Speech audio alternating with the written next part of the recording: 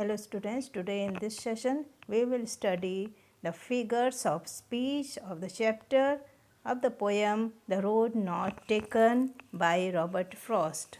So let's start to read the poem. Two roads diverged in a yellow wood, and sorry I could not travel both. And be a one traveler long I stood and looked down as far as I could, to where it bent in the undergrowth. So here yellow wood in the first line of the first paragraph, two roads diverged in a yellow wood. There is a metaphor here, yellow wood, because there is an indirect comparison between the wood and the man's life. So here yellow wood, it symbolizes the crucial moment of life. So there is a point of comparison being full of uncertainties. So the road are compared to the choices to be made by man at different junction of life. So which figure speech here we will find? Metaphor.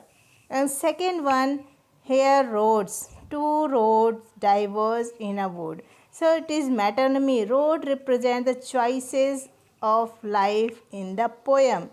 So one is metaphor and second one is metonymy.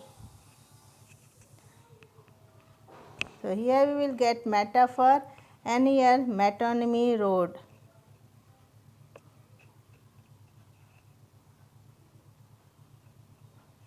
Okay. So student, move to the next line. And be a one traveler long I stood and looked down one as far as I could to where it bent in the undergrowth. So, and sorry I could not travel both. Litotes. We will find here the figures of speech litotes. And why litotes here? Because negative word.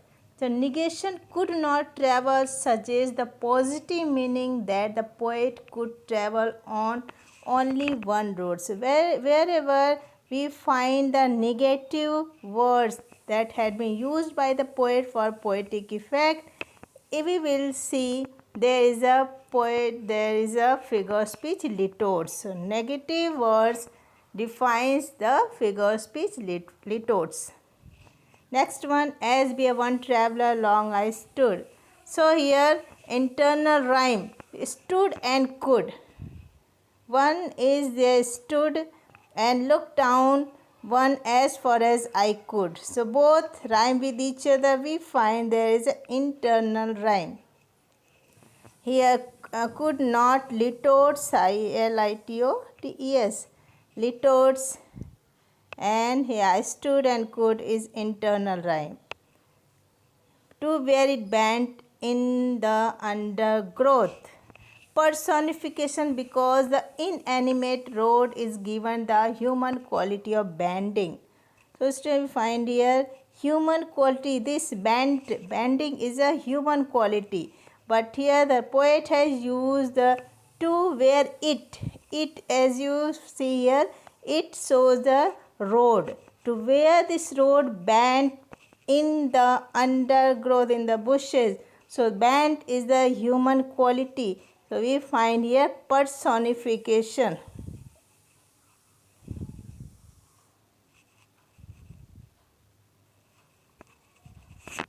So student, I think all you understood.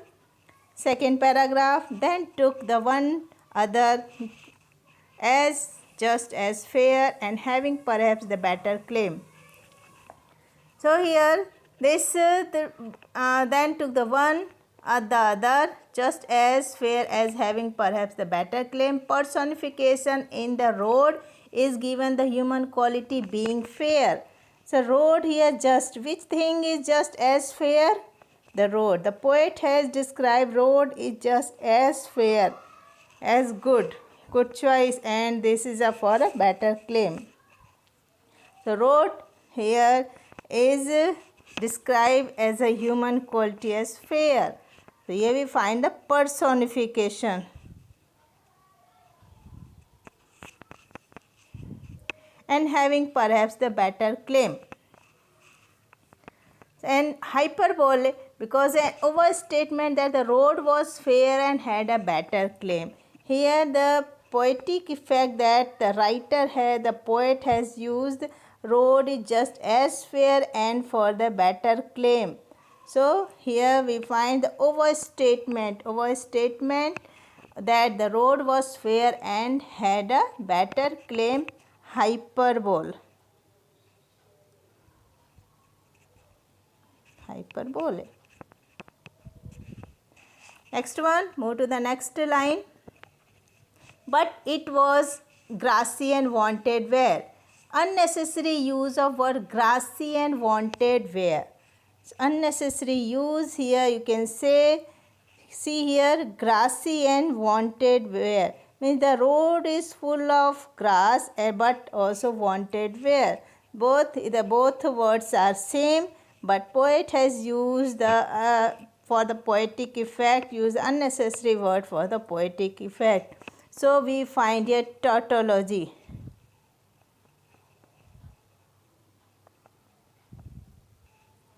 And tautology means when the poet used the words for poetic effect and the both words are same, the same meanings, but it is used unnecessarily for the poetic effect is known the figure of speech tautology. Though as for that the passing there represent traveler who take the road. The word passing there represent the traveler who take the road. So we find here metonymy. Passing there.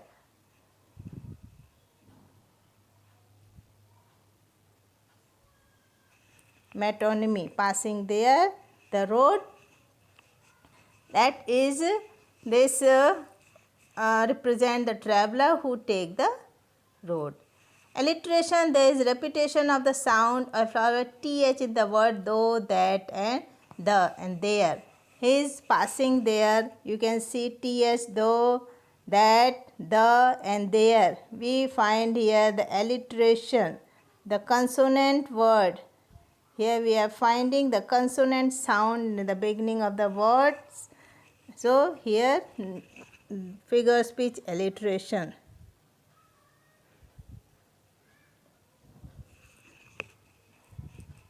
Next,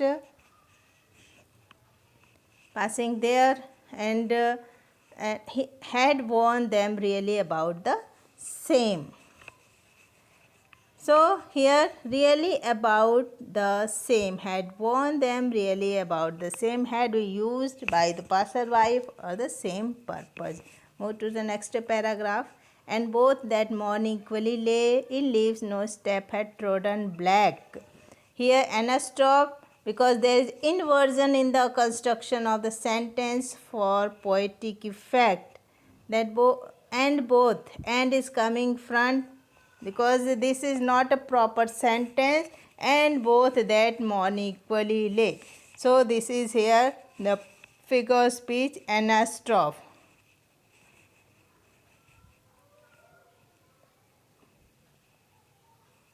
Anastrophe. And litotes. Here in leaves no step had trodden black. As I told you students, no negative words wherever it is used, we find the figure of speech litotes. Litotes. So here negative word, here it has been used for the positive purpose. And no leaf step. Okay. Here, oh, I kept the first for another day, yet knowing how way leads on to way. Repetition. Repetition, the way is repeated for poetic purpose. So, oh, I kept the first for another day, yet knowing how way leads to way. Here, the words come here more than one time, it is repeated. So, the which figure of speech we will find repetition.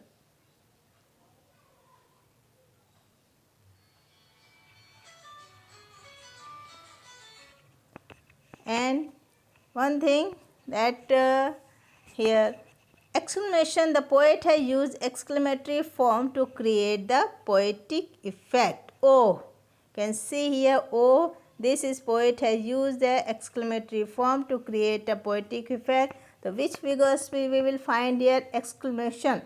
Next one, internal rhyme. The rhyme word day and way are used in the same sentence. You can see here day and way both are used in the same sentence. So we find the figure of speech internal rhyme. So student, move to the next line. I shall be telling with a sigh. So onomatopoeia use the word sigh which suggests sound.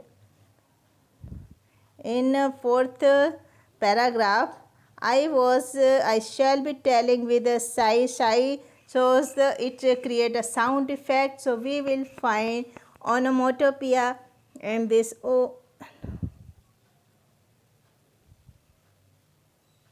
So onomatopoeia, students, you can see in your supplementary books that is provided to you, and there are figure speech. You can find some more information about it. Onomatopoeia, the use of word sigh which suggests sound. Next one, somewhere ages and ages hence. Here word ages is repeated for the poetic effect. You can see, and whenever the words are repeated here, so we find the figure speech repetition. I took the less traveled by, and that has made all the differences. Epigram, because pointed a statement that travel reveals a deep meaning, that by opting for the road less traveled by found that it has been able to reach his goal. Epigram, less traveled by.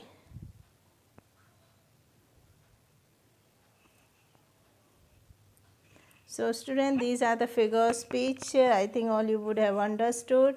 And some other words, figure of speech here, the same word, same sentence, but here I presented you another slide for getting more information. Just you can see here, the two roads symbolizes that the writer faces two choices and it is hard to choose one of them. So here what I told you, two roads, here the symbolic word metaphor. Metaphor. And yellow woods symbolizes autumn. The setting of this poem is in autumn. Here we find the metaphor, and road represent metonymy. Where it bent in undergrowth, as I told you, bent shows the personification, and other than grassy wanted weight shows the other path is easier. And I told you with the figure speech tautology, unnecessary use of words. Alliteration, the note L sound is quote lay in leaves. Yes, this sound has emphasized the amount of fallen leaves in the wood. 2.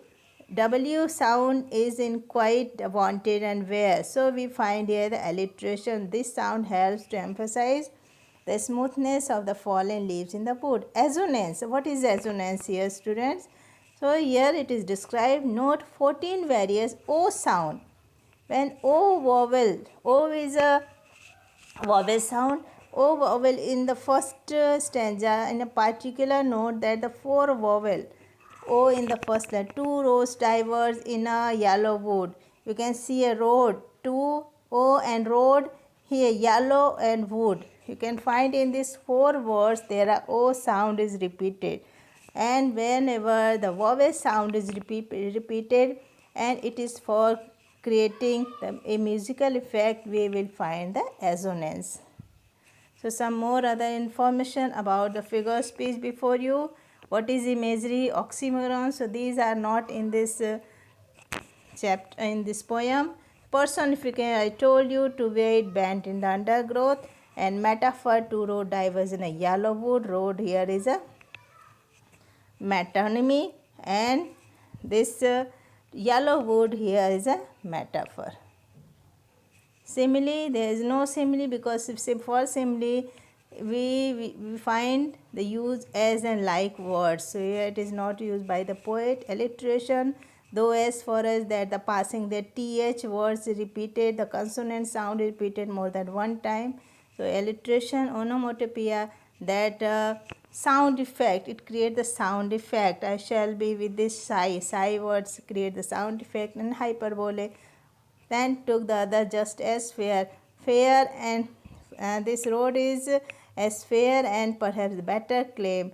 Here the overstatement of the poet.